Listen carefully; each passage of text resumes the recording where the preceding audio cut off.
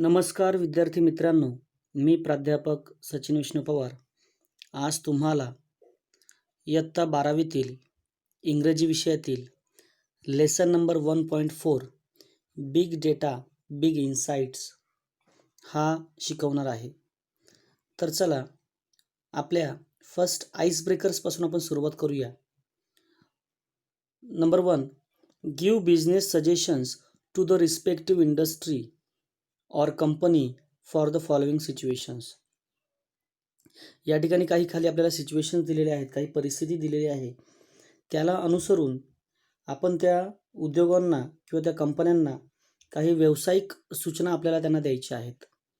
1 is done for you, म्हणजे already एक विद्यार्थ्यांसाठी त्यांनी सोल्युशन करून दिलेलं आहे. You have received data that, तुमच्यापर्यंत हा डेटा आलेला आहे, तर त्याच्यासाठी तुम्ही काय सोल्युशन देऊ शकतात, काय तुम्ही सजेशन्स देऊ शकतात, हे आपल्याला तुम्हाला या ठिकाणी सांगायचं आहे. आता या ठिकाणी एक नंबर ए याचं सिच्युएशन आणि सजेशन त्यांनी ऑलरेडी आपल्याला दिलेली आहे. फक्त आपल्याला नेक्स्ट त्यांनी जे काही दिलेलं आहे ते आपल्याला त्यांना सजेशन द्यायचे आहेत. A, many passengers prefer flights between 7 AM and 9 AM from Mumbai to Delhi.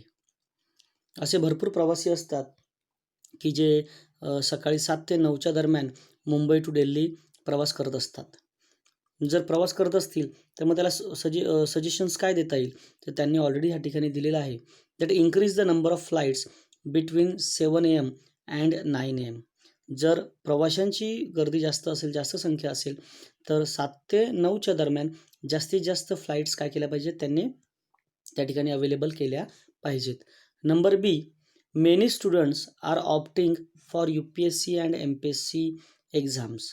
म्हणजेच असे अनेक विद्यार्थी आहेत की जे UPSC आणि MPSC एक्झाम्सची पूर्वतयारी किंवा त्याचा अभ्यास करत आहेत. सो काय करू शकतात ही लोक, सजेशन. तर या ठिकाणी उत्तर ऑलरेडी मी दिलेली आहेत, फक्त तुम्ही त्या पद्धतीने ते लिहिण्याचा प्रयत्न करायचा आहे. Increase the number of examination centre. जर जास्तीत जास्त विद्यार्थी जर MPSC UPSC करत असतील तर एक्झामिनेशन सेंटर्स वाढवले पाहिजेत. कोचिंग क्लासेस म्हणजे त्यांना अवेलेबल करून दिले पाहिजेत. ॲज वेल ॲज जॉब ऑपॉर्च्युनिटीज. जर ते एवढा मोठा चांगला अभ्यास करत असतील तर त्यांना जे काही जॉब म्हणजे त्यांना नोकरीच्या संधी उपलब्ध करून दिल्या पाहिजेत. Number C, many people go for morning walk to Kamala Nehru park. आता या ठिकाणी एखादं पार्क असेल समजा, त्या ठिकाणी लोक सकाळी मॉर्निंग वॉकला जातात, थोडेसे फ्रेश होण्यासाठी जातात. सो पार्कमध्ये काय चेंजेस असले पाहिजेत, काय सजेशन आपण देऊ शकतो, त्या ठिकाणी बघा उत्तर ऑलरेडी मी दिलेलं आहे. Increase the gates and facilities of the park. जर जास्तीत जास्त लोक त्या ठिकाणी पार्कमध्ये वॉकिंगला जात असतील, मॉर्निंग वॉकला किंवा फ्रेश होण्यासाठी जात असतील, तर गेट्स जास्त असायला हवेत, फॅसिलिटीज तिथे जास्त असायला हव्यात. It should be close at noon. दुपारच्या वेळेस ते बंद केलं गेलं पाहिजे. Start more and more search parks in a different areas of cities.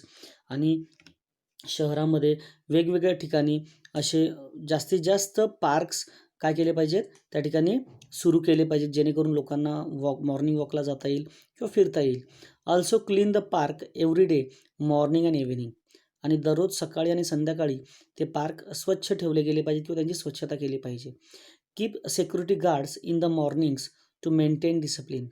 आणि सकाळच्या वेळेस सिक्युरिटी गार्ड्स म्हणजे जे त्या ठिकाणी वॉचमॅन वगैरे किंवा गार्ड्स असतात त्यांना सकाळी त्या ठिकाणी ठेवलं पाहिजे, जेणेकरून ते पार्कची जी काही डिसिप्लिन आहेत ते मेंटेन होतील.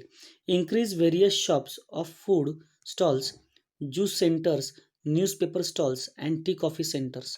जर लोकांचं प्रमाण, जर many people will go for morning walk, जर जास्तीत जास्त लोक त्या ठिकाणी जात असतील तर त्या ठिकाणी फूड स्टॉल असले पाहिजेत, ज्यूसचे सेंटर असले पाहिजेत, न्यूजपेपर स्टॉल्स असले पाहिजेत, टी कॉफी सेंटर्स असले पाहिजेत, जेणेकरून ते त्यांचा जो टाईम आहे तो क्वालिटेटिव्हली काय करू शकतात, यूज करू शकतात किंवा त्या ठिकाणी स्पेंड करू शकतात. Number D, many people bye clothes from miracle.com and online shopping site. फार अशी लोक आहेत, अनेक लोक आहेत की जे miracle.com वरून म्हणजे एखाद्या ऑनलाईन शॉपिंग साईटवरून कपडे जास्तीत जास्त काय करतात, त्या ठिकाणून विकत घेतात, परचेस करतात. सो सजेशन आपण काय देऊ शकतो, that increase the variety of new brands and give discounts or incentives in prices to attract more and more customers. जर Miracle.comवरून लोक जे जास्तीत जास्त कपडे किंवा काही क्लोथ्स विकत घेत असतील तर नवीन नवीन जे काही ब्रँड्स आहेत ते त्या ठिकाणी काय गेले पाहिजेत, दिले गेले पाहिजेत. आणि जे काही कस्टमर्स विकत घेण्यासाठी येतात त्यांना वेगवेगळ्या प्रकारचे डिस्काउंट्स किंवा त्यांना कमीत कमी पैशामध्ये ते दिलं गेलं पाहिजे. Give best quality products and give best service to customer. जास्तीत जास्त क्वालिटेटिव्ह प्रोडक्ट म्हणजे चांगल्या प्रकारचे कपडे दिले गेले पाहिजेत आणि चांगली सर्व्हिससुद्धा कस्टमरला दिली गेली पाहिजे. स्टार्ट व्हेरियस स्कीम्स म्हणजेच वेगवेगळ्या योजना किंवा स्कीम्स राबवल्या गेल्या पाहिजेत. For example by one get one free म्हणजे एकावर एक किंवा दोन याच्यावर एक फ्री अशा प्रकारच्या स्कीम्स किंवा काही त्यांनी प्लॅन्स करून त्यांनी जास्तीत जास्त विकत घेणाऱ्या लोकांना अट्रॅक्ट करून त्यांना चांगली सर्व्हिस दिली पाहिजे. Next the viewership on television is more between 8 PM and 10 PM. म्हणजेच रात्रीच्या वेळेस जे बघणारी लोक आहेत किंवा जे टी व्ही बघणारी जी लोक आहेत किंवा जी कोणी लोक असतील हे जास्त असतात म्हणजे रात्री 8 ते 10च्या दरम्यान. मग त्यासाठी सजेशन्स काय देता येतील? Increase the telecast serials with the highest. ज्या चांगल्या सिरियल्स आहेत त्यांची संख्या वाढवली गेली पाहिजेत with the highest TRPs and socially important ads. आणि त्याच्यामध्ये जर लोकांचं लोकांचं म्हणजे बघणाऱ्यांचं प्रमाण, प्रेक्षक ऑडियन्सचं प्रमाण जास्त असेल तर त्या ठिकाणी चांगल्या TRPवाले प्रोग्रॅम्स, सिरियल्स लावल्या गेल्या पाहिजेत. आणि सोशल इम्पॉर्टंट ॲड्स म्हणजे समाजाला चांगला संदेश देणाऱ्या ॲड्स त्यावेळेस काय केल्या गेल्या पाहिजेत, दाखवल्या गेल्या पाहिजेत. त्याच्यामध्ये आय डोनेशन असेल, पोलिओ ड्रॉप्स असेल, एक्सेट्रा वगैरे वगैरे. तसेच increase more and more advertising during this time to get revenue. आणि जास्तीत जास्त वेगवेगळ्या ॲड्स दाखवल्या गेल्या पाहिजेत की जेणेकरून त्याच्यातून त्यांना काय होईल, इकॉनॉमिक बेनिफिट म्हणजे रिव्हेन्यू त्यांना टेलिव्हिजनवाल्यांना चांगला मिळू शकतो. सेकंड नंबरचा क्वेश्चन बघूया. People get information from various sources. लोकांना वेगवेगळ्या सोर्सेसमधून किंवा विभिन्न स्रोतांमधून वेगवेगळी माहिती मिळत असते. नेम फ्यू सोर्सेस आणि काही सोर्सेसची आपल्याला नावं द्यायची आहेत किंवा सांगायची आहेत. आता या ठिकाणी सोर्सेस म्हणजे काय, नॉर्मली आपल्याला माहिती आहे की नाव गुगल इज अ गॉड, की आज आपल्यासाठी गुगल हा गॉड आहे. म्हणजे आपण जे काही इन्फॉर्मेशन आज कलेक्ट करतो किंवा मिळवतो, जी काही डेटा आपण म्हणजे माहिती मिळवतो ती सर्व काही आपल्याला इंटरनेटवरून मिळते. तर असे कोणते कोणते सोर्सेस आहेत तर त्याची लिस्ट आपल्याला बनवायला सांगितलेली आहे. ॲज अ स्टुडंट म्हणून यू कॅन राईट 3 or 4. तुम्ही 4-5 लिहिले तरी किंवा 3-4 लिहिले तरी चालतील. पण इथे for your more information I give the list of 12 sources, की 12 सोर्सेसची मी इन्फॉर्मेशन देण्याचा इथे प्रयत्न केलेला आहे. नंबर 1 सोर्स बघा काय आहे, social media apps. Social media apps म्हणजे फेसबुक असेल, व्हॉट्सअप असेल, टेलिग्राम असेल, इंस्टाग्राम असेल, याच्यावरून विविध पद्धतीची माहिती आपल्याला मिळते. Or we can communicate to people with each other. आपण लोकांशी काय करू शकतो, कम्युनिकेट करू शकतो, संवाद करू शकतो, फ्रेंडशिप करू शकतो. Different types of information we can get from this type of social media apps. बरोबर. नेक्स्ट नंबर 2 रिपोर्टर्स जे न्यूज चॅनलचे रिपोर्टर्स असतात त्यांच्याकडून विविध पद्धतीची माहिती आपल्याला उपलब्ध होते. Next number 3 internet, Google, Yahoo. आता या ठिकाणी ह्या 2च वेबसाईटचं ॲक्च्युली मी नाव या ठिकाणी यूज केलेलं आहे कारण ह्या one of the most famous अशा वेबसाईट्स आहेत. अशा बहुतेक वेगवेगळ्या वेबसाईट किंवा इंटरनेट अवेलेबल आहे, पण या ठिकाणी हे सर्वात बेस्ट इन्फॉर्मेशन, व्हॅल्युएबल इन्फॉर्मेशन देणाऱ्या वेबसाईट आहेत. नंबर 4 टेलिव्हिजनवर आपण प्रोग्राम्स बघतो, सिरियल्स बघतो, न्यूज बघतो, डिफरंट टाईप्स ऑफ अदर इन्फॉर्मेशनसुद्धा आपल्याला त्या ठिकाणी डिस्कवरी वगैरे बघायला मिळतं. Number 5 films. काही फिल्म्स असतात सोशॉलॉजिकल, रिलिजियस किंवा पॉलिटिकल, वेगवेगळ्या प्रकारच्या फिल्म्स आपल्याला बघायला मिळतात जेणेकरून आपल्याला एक चांगली इन्फॉर्मेशन आपण मिळवण्याचा त्यातून प्रयत्न करतो. Number 6 blogs. आता ब्लॉग्स मीन्स वॉट, की something should be written by some of the writers, not in a papers but on we can say internet, की नेटवर किंवा इंटरनेटवर स्वतःचे ब्लॉग्स बनवून एक चांगली व्हॅल्युएबल इन्फॉर्मेशन ते काय करत असतात, पोस्ट करत असतात. Number 7 newspapers. आता न्यूजपेपर्स मधून we can get the information of all over the world, की जगाची संपूर्ण काही माहिती ही न्यूजपेपर्समध्ये आपल्याला लेटेस्ट स्वरूपामध्ये मिळत असते. नंबर 8 ॲडव्हर्टाइजमेंट म्हणजे नॉर्मली टी व्हीवर बघितली जाणारी ॲडव्हर्टाइजमेंट किंवा काही ठिकाणी स्टिक केलेली, काही ठिकाणी चिकटवलेली ॲडव्हर्टाइजमेंट, की त्यातून आपल्याला इन्फॉर्मेशन मिळते की नक्की कोणत्या प्रकारची ॲड किंवा त्या कोणत्या प्रकारच्या जाहिराती आहेत. जर आपल्या बेनिफिटचे असतील, फायद्याचे असतील, तर नक्कीच आपण त्याचा काय करतो, वापर करण्याचा प्रयत्न करतो. Number 9, pamphlets, posters, banners, brochures. आता या ठिकाणी हे असे प्रकार आहेत की कधी-कधी ज्यावेळेस आपण कुठे रस्त्यावरून चालत असतो, कुठे पब्लिक प्लेसेसवर असतो, तर काही लोकं काही छोटी-छोटी पत्र वाटत असतात. तर त्याच्यामध्ये काही एक इन्फॉर्मेशन असते. मग ती लोकं त्या पॅम्पलेट किंवा त्या छोट्याशा ब्राउचर्समधून देण्याचा प्रयत्न करतात आणि मोठे-मोठे पोस्टर्स किंवा बॅनर्स हे आपल्याला वेगवेगळ्या सिटीच्या ठिकाणी किंवा वेगवेगळ्या सेंटरच्या ठिकाणी आपल्याला ते कुठेतरी चिकटवलेले दिसून येतात, ज्यातून आपल्याला माहिती मिळत असते, इन्फॉर्मेशन मिळत असते. Number 10, online shopping sites. आता ऑनलाईन शॉपिंग साईट्समधून आपण वेगवेगळे म्हणजे we are buying so many things, की आपण भरपूर असे आज गोष्टी विकत घेत आहोत. ज्याच्यामध्ये सर्वात जास्त ऑनलाईन शॉपिंगच्या वेबसाईट्स कोणत्या फेमस आहेत? स्नॅपडील आहे, फ्लिपकार्ट आहे, ॲमेझॉन आहे. देअर आर सो मेनी, भरपूर अशा आहेत. पण या ठिकाणी काही मी दिलं की ज्यावरून आपण different types of goods or we can say other types of things we can buy, की जी पाहिजे ती गोष्ट आपण तिथून काय करू शकतो, मागवू शकतो अशा ऑनलाईन शॉपिंग साईट्सवरून. Number 11, dictionary or encyclopedia. आता डिक्शनरी ऑर एन्सायक्लोपीडिया म्हणजे व्हेन वी रीड समथिंग, ज्यावेळेस आपण काहीतरी वाचत असतो, if we get the new word for us, एखादा नवीन शब्द जर आपल्याला भेटला तर आपल्याला तो समजण्यास थोडं कठीण जातं, डिफिकल्ट जातं. So by using dictionary or encyclopedia we can understand the meaning. आपण त्याचा अर्थ समजून घेऊ शकतो आणि एन्सायक्लोपीडियाने आपण त्याचं पूर्णतः जो काही डीप त्याची हिस्ट्री आहे, त्याचा असलेला यूज आहे, ते सर्व काही आपल्याला समजण्यास मदत होते. Number 12, magazine and books. आता लास्ट वन आहे की मॅगझिन आणि बुक्समधून सुद्धा आपल्याला चांगले इन्फॉर्मेशन काय होते, आपल्याला त्या ठिकाणी प्राप्त होते. चला तर विद्यार्थी मित्रांनो, आता आपण आपल्या बिग डेटा, बिग इन्साइट्स या लेसनला सुरुवात करीत आहोत. यामध्ये सर्वात महत्त्वाचं बिग डेटा आणि बिग इन्साइट, याचा अर्थ सिंपलमध्ये आपण असा समजू शकतो की माहितीचा प्रचंड साठा किंवा असणारं बिग इन्साइट म्हणजे प्रचंड अंतर्गत असलेलं ज्ञान.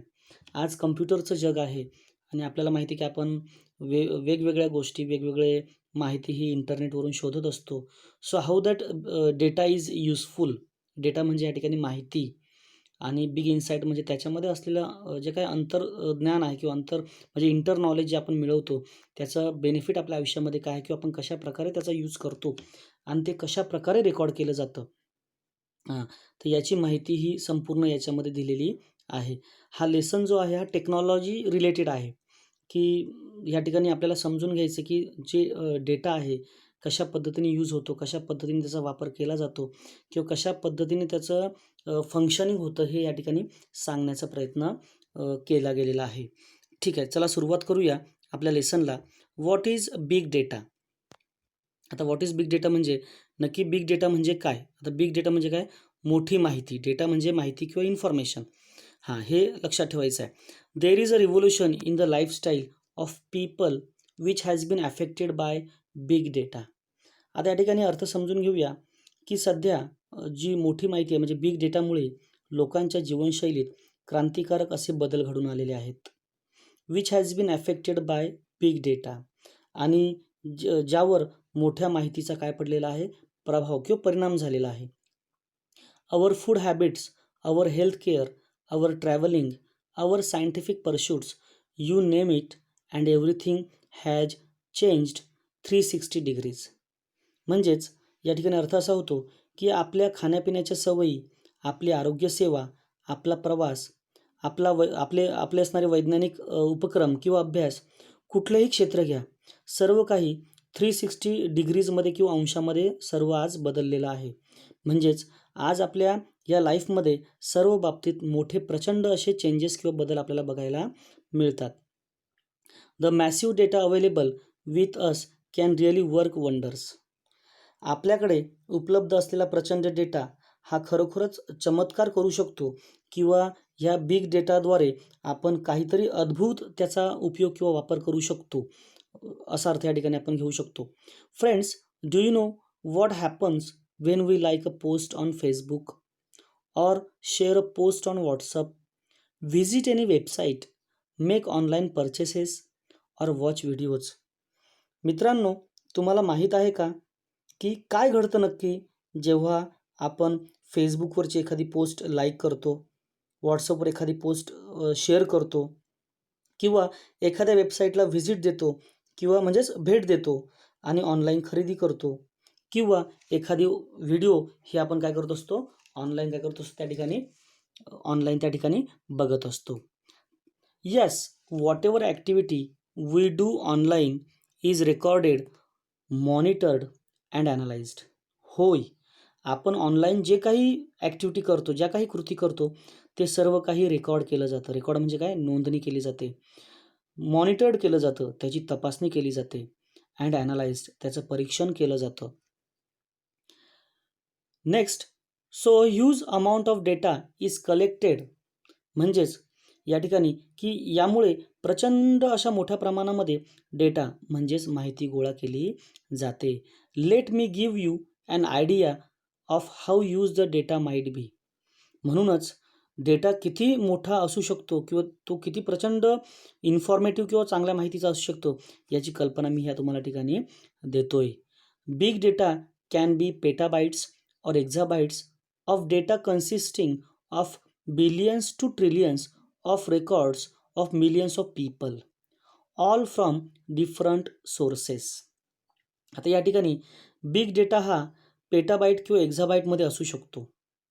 खूप अशा कोट्यावधी लोकांच्या नोंदींचा डेटा ह्या पेटाबाईट किंवा एक्झाबाईटमध्ये आपल्याला उपलब्ध होतो आणि तो सर्व काही जो आहे that all we get all from different sources. म्हणजे वेगवेगळ्या सोर्सेसमधून किंवा वेगवेगळ्या ठिकाणांवरून आपण इंटरनेटवरून तो काय करतो, शोधून काढतो किंवा तो आपण त्याला वापरतो. For example, web, sales, customer contact centre, social media, mobile data and so on. आता हा जो काही डेटा असतो तो कुठून किंवा कशा पद्धतीने कलेक्ट केला जातो हे ह्या लाईनमध्ये सांगितलेलं आहे. म्हणजेच दॅट फॉर एक्झाम्पल वेब म्हणजे उदाहरणार्थ वेब, सेल्स विक्री, कस्टमर कॉन्टॅक्ट सेंटर म्हणजे ग्राहक संपर्क केंद्र, सोशल मीडियाचे जे काही ॲप्स आहेत किंवा मोबाईल डेटा जो आहे या सर्व याच्यामधून याची माहिती घेतली जाते. नेक्स्ट लाईन आपण बघूया. The data available to industries and companies is enormously increasing in volume, variation, velocity, veracity and value. आता या ठिकाणी अर्थ आपण समजून घ्यायचा आहे की उद्योग आणि कंपन्यांकडे उपलब्ध असणारा जो डेटा विस्तार आहे किंवा डेटाची जी माहिती आहे त्याच्यामध्ये असलेली विविधता, वेग, सत्यता आणि मूल्य इत्यादी आज प्रचंड प्रमाणामध्ये काय होत आहे, वाढत आहे. सच a big data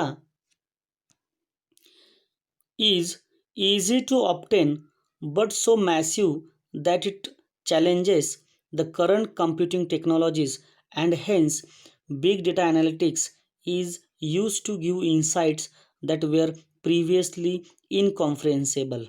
आता या ठिकाणी ही लाईन खूप मोठी आहे तर समजून घेऊया परत. Such a big data is easy to obtain. अशी संपूर्ण किंवा बिग डेटाची माहिती प्राप्त करणे हे सोपे आहे. But so massive that it challenges the current computing technologies. आणि पण आज जे सध्याचे संगणकीय तंत्रज्ञान आहे किंवा जी टेक्नॉलॉजी याला ते आव्हान देतं. And hence big data analytics is use to give insights. आणि म्हणूनच की जो बिग डेटा ॲनालिटिक्स आहे ते आपल्याला अंतर्दृष्टी किंवा काही गोष्टी समजण्यास मदत करतं. पण त्या ठिकाणी पुढचे काही वर्ड्स आहेत बघूया. That were previously incomprehensible. पण हाच जो काही बिग डेटा आहे आधी तो अनाकलनीय होता, म्हणजे तो नॉट अंडरस्टूड म्हणजे तो न समजण्यासारखा होता, म्हणजे तो लवकर कोणाच्या लक्षात येतच नव्हता. Next line. Big data analytics is the complex process of examining large and varied data sets or big data to uncover information such as hidden patterns, unknown correlations, market trends and customer preferences. आता याचा अर्थ आपण समजून घेऊया की big data analytics हे जे काय आहे हे वैविध्यपूर्ण आणि खूप मोठा डेटा सेटची तपासणी करण्याची किचकट प्रक्रिया आहे. म्हणजे इट्स टू डिफिकल्ट आहे, फार कॉम्प्लेक्स प्रोसेस आहे. किंवा हा जो काही बिग डेटा आहे हा गुप्त नमुने, अज्ञात असणारे संबंध, बाजारामधील ट्रेंड किंवा कल आणि ग्राहकांची पसंती इत्यादीची माहिती काय करतं, उघड करतं. आता या ठिकाणी सिंपल एक्झाम्पल घ्या. जर यूट्यूबवर तुम्ही एखादे बॉलिवूडचे पिक्चर बघत असाल तर ऑटोमॅटिकली ती जी काही वेबसाईट आहेत त्या ऑटोमॅटिकली आपल्याला काय करतात, लिंक करतात आणि बरोबर आपल्याला ज्या काही गोष्टी आवडतात त्या गोष्टी त्याच्यावर काय करत असतात, ते अपलोड करत असतात की ते आपल्याला तिथे स्क्रीनवर ते दिसतं. म्हणजे याचा अर्थ ही सगळी काही माहिती आहे, ही सर्व माहिती काय होते त्यांच्याकडे रेकॉर्ड होत चालते. नेक्स्ट लाईनकडे जाऊया आपण. With such a huge data available with the industries they can have innumerable म्हणजे काय, असंख्य. They can have innumerable advantages, hence all the industries are trying to reap the maximum benefit from it. आता ज्या उद्योग आहेत किंवा ज्या कंपन्या आहेत त्यांच्याकडे इतका मोठा डेटा उपलब्ध असल्याने त्यांना असंख्य फायदे त्याच्यातून मिळू शकतात. म्हणून सर्व उद्योग त्यातून जास्तीत जास्त फायदा किंवा नफा मिळवण्यासाठी काय करत असतात, त्या ठिकाणी भरपूर असा प्रयत्न करत असतात. नेक्स्ट लाईनकडे आपण जाऊया. Many industries have advanced by miles from their competitors. असे बऱ्याच कंपन्या आहेत किंवा असे बरेच उद्योग आहेत की ते त्यांच्या प्रतिस्पर्ध्यांपासून काही मैलांच्या अंतरावर गेलेले आहेत. म्हणजेच याचा अर्थ असा की ते त्यांच्या कॉम्पिटिटरपासून जास्त त्यांना सक्सेस मिळालेला आहे किंवा ते कित्येक पटीने त्यांच्यापेक्षा काय आहेत, जास्त अग्रेसर आहेत, पुढारलेले आहेत किंवा पैशाने वगैरे जास्त श्रीमंत आहेत. It's not the amount of data that is important but what the organisations do with the data is what matters. आता याचा अर्थ समजून घ्या की एखाद्या कंपनीकडे किंवा एखाद्या उद्योजकाकडे किंवा उद्योगधंद्यांकडे किंवा संस्थेकडे किती मोठा जरी डेटा असेल तरी तो त्याचा वापर कसा करतो, काय करतो, याच्यावर सर्व काय आहे ते अवलंबून आहे. लाईनला परत मी रिपीट करतो. It's not the amount of data that is important, की किती मोठ्या प्रमाणामध्ये डेटा म्हणजे माहिती त्या लोकांकडे असते, त्या संस्थेकडे, ऑर्गनायझेशनकडे किंवा त्या कंपन्यांकडे. But what the organisation do, पण नक्की त्या संस्था त्या डेटाचा म्हणजे त्या माहितीचं काय आणि कसा उपयोग करतात हे या ठिकाणी काय आहे, दॅट इज व्हॉट मॅटर्स, की ते सर्वात जास्त काय असतं, महत्त्वाचं असतं. Now we will see uses of big data. तुम्ही सिम्पलमध्ये समजून घ्या. डेटा म्हणजे कम्प्युटर किंवा इंटरनेट किंवा वेबसाईट्सवरून मिळवलेली इन्फॉर्मेशन म्हणजे मोठी माहिती. याचा मराठीमध्ये स्पष्ट अर्थ असा होतो की मोठ्या माहितीचा उपयोग किंवा मोठ्या माहितींचे होणारे उपयोग. आता ठिकाणी आपल्याला डेटापासून काय बेनिफिट होतात हे आपण बघूया. तर फर्स्ट वन त्यांनी दिलेलं आहे की लोकेशन ट्रॅकिंग. आता लोकेशन ट्रॅकिंग जर आपण मोबाईल वापरत असतील तर आपल्याला माहिती आहे आपल्या मोबाईलमध्ये GPS असतो की बाय दॅट वे आपण कोणत्याही लोकेशनला सर्च करून त्या ठिकाणी GPS ऑन करून आपण त्या ठिकाणी पोहोचू शकतो. म्हणजे या ठिकाणी हे इन्फॉर्मेशन टेक्नॉलॉजी किंवा कम्प्युटर टेक्नॉलॉजीचं हे सर्वात जास्त काय आहेत, आपल्याला बेनिफिट्स आहेत. Okay, will come to the line. आपण लाईनवर येऊया. आता पहिलं जो त्यांनी यूज दिला आहे तो आहे लोकेशन ट्रॅकिंगचा. लोकेशन ट्रॅकिंग म्हणजे काय, की एखादं ठिकाण शोधणे. कशावर, मोबाईलवर किंवा आपल्या लोकेशनच्या आपल्या GPSच्या इन्स्ट्रुमेंटवर. Okay, we will start. Big data has been useful in identifying and tracking the exact location of a place. आता आयडेंटिफाय म्हणजे ओळखणं आणि ट्रॅकिंग म्हणजे शोधणं. या ठिकाणी लाईनचा अर्थ समजून घ्या की GPS आणि जे काही big data has been useful in identifying and tracking the exact location of a place. आता बिग डेटा जो आहे हा सर्वात जास्त काय, त्याचा जास्त वापर होतो कशामध्ये, ज्यावेळेस आपण एखादं लोकेशन किंवा एखादं ठिकाण हे काय करत असतो, ओळखण्याचा किंवा शोधण्याचा प्रयत्न करत असतो. Your GPS and Google maps make use of big data. आणि त्यासाठी आपलं असणारं जे GPS आहे किंवा आपला जो गुगल मॅप आहे तो जास्तीत जास्त या बिग डेटाचा म्हणजे ह्या मोठ्या इन्फॉर्मेशनचा काय करत असतो, वापर करत असतो. With geographic positioning and radio frequency identification sensors we get the real time data about traffic congestion on a particular route. Information if the routes is closed or if it is a one way route, understanding accident prone areas etcetera. आता ठिकाणी आपण याचा अर्थ समजून घेऊया सिम्पलमध्ये की हे जे काही geographic positioning and radio frequency identification sensor आहे हे एक प्रकारचं काय आहे, आपण याला काय म्हणतो, एक साधन आहे की त्या सेन्सरद्वारे आपल्याला काय कळतं की that we get the real time of data about traffic, जर कुठे समजा रहदारी असेल, जास्त गर्दी झालेली असेल, कंजेशन असेल ऑन अ पर्टिक्युलर एखाद्या मार्गावर, रूट म्हणजे काय एखादा रस्ता किंवा मार्ग, त्याच्यावर जर जास्त गर्दी असेल, information if the route is close, जर तो मार्ग जर पूर्णपणे बंद असेल त्याच्याविषयीची जी माहिती आहे, किंवा एखाद्या ठिकाणी वन वे रूट आहे, it is a one way route, जर एक मार्गी त्या ठिकाणी रस्ता किंवा रोड असेल. Next, understanding accident prone area, जर एखादं ठिकाण किंवा एखादी प्लेस ही जर अपघातग्रस्त प्लेस असेल किंवा ते ठिकाण असेल, तर इत्यादी सर्व भागांविषयीची माहिती आपल्याला GPS द्वारे किंवा गुगल मॅप्सद्वारे काय होते, आपल्यापर्यंत पोहोचते. You can plan your own route according to the travel time and the transportation of goods. या ठिकाणी आपण आपला जो काही प्रवास आहे किंवा आपल्या स्वतःच्या प्रवासाच्या वेळेनुसार आणि वस्तूंच्या म्हणजे ट्रान्सपोर्टेशन ऑफ गुड्स म्हणजे वस्तूच्या वाहतुकीनुसार आपण आपल्या स्वतःच्या मार्गाचे काय करू शकतो, त्या ठिकाणी आपण आपली स्वतःची योजना बनवू शकतो. म्हणजे स्वतःचा रूट हा स्वतः आपण काय करू शकतो, we can plan our own route according to the travel time, म्हणजे आपल्या प्रवासाच्या वेळेनुसार आणि वस्तूच्या काय वाहतुकीनुसार. नेक्स्ट वन लाईनकडे जाऊया आपण. If you have recorded if you have ordered something online, you can track the location of your goods in a transit. जर आपण ऑनलाईन काही ऑर्डर केले असेल तर आपण आपल्या वस्तूचे स्थान किंवा त्या वस्तूच्या स्थितीची माहिती ह्या ऑनलाईन किंवा ह्या GPS वरून काय करू शकतो, आपण घेऊ शकतो. You can also track the condition of the goods, आणि जी काही आपली वस्तू आहे किंवा जी काही आपल्याकडे आपण जी वस्तू मागवली ऑनलाईन वगैरे असेल, तर नक्की त्या ठिकाणी त्या वस्तूची स्थिती काय आहे हे आपण चांगल्या प्रकारे काय करू शकतो, समजून घेऊ शकतो. This has immensely helped the logistic companies to reduce risk in transport. आता ह्या लोकेशन ट्रॅकिंगमुळे किंवा हे GPS आणि गुगल मॅपमुळे ज्या लॉजिस्टिक कंपन्या आहेत, लॉजिस्टिक कंपन्या म्हणजे हे जे काही ऑनलाईन सेल करणारे किंवा हे जे कंपन्या आहेत, यांना एक फायदा होतो की त्यांच्या ट्रान्सपोर्ट सिस्टममध्ये जी काही वाहतुकीमध्ये होणारी जी काही रिस्क आहे, जी जोखीम आहे, ती कमी करण्यास त्यांना काय होते, मदत होते. इम्प्रूव्ह स्पीड, आणि जे ट्रान्सपोर्टेशन आहे ते त्यांची गती वाढवण्याचं काय करतात, म्हणजे लवकरात लवकर ती वस्तू त्यांच्या डेस्टिनेशनवर पोहोचवण्याचं काम करतात.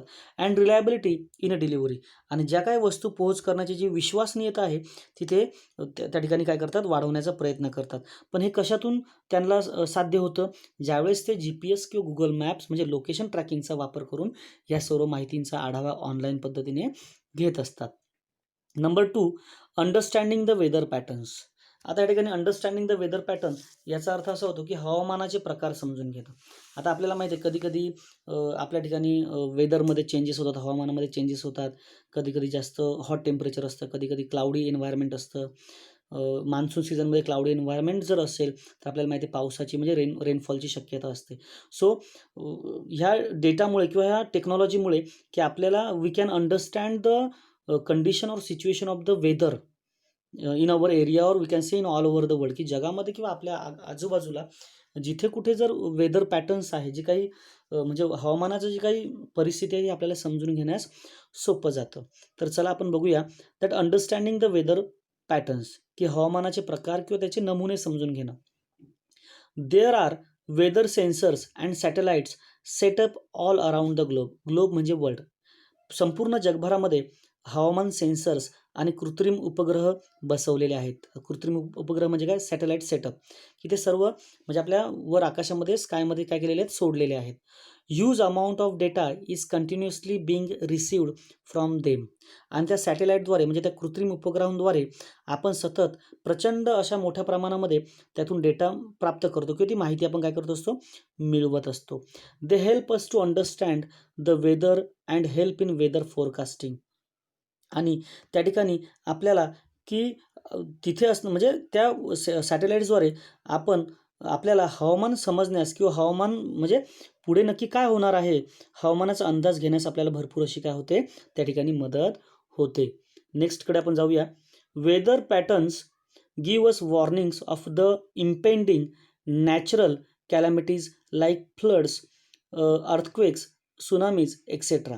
आता वेदर पॅटर्न्स हे आपल्याला बऱ्यापैकी काय करतं, आपल्याला वॉर्निंग्स देतं. म्हणजे ज्या काही सॅटेलाइट्स आपण वर कृत्रिम उपग्रह सोडलेले आहेत ते आपल्याला हवामानाच्या प्रकारानुसार किंवा त्याच्या असलेल्या परिस्थितीनुसार आपल्याला येणाऱ्या किंवा आगामी फ्लड्स म्हणजे पूर, अर्थक्वेक म्हणजे भूकंप, किंवा त्या ठिकाणी नेक्स्ट सुनामीज म्हणजे जे काही सुनामी येणार असेल, या सर्व काही नॅचरल कॅलॅमिटीजचा म्हणजे ह्या नैसर्गिक आपत्तींचा अगोदरच काय करतो, इशारा देतो.